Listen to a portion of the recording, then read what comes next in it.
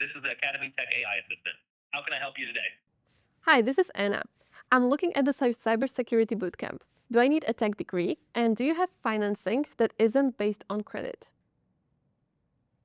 No degree is needed. We start with the fundamentals. And yes, we have income share partners that look at your potential rather than just a credit score. Okay, that's great.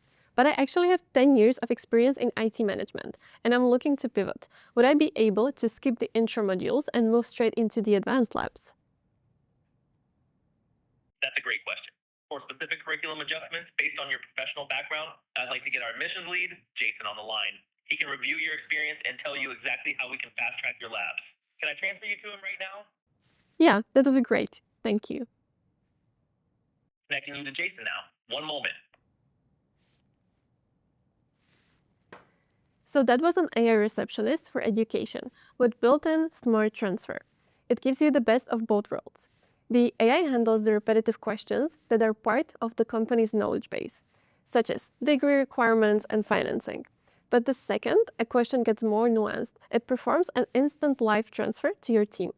Your admissions office stops wasting time on basic FAQs and only picks up the phone for qualified, high-intent conversations.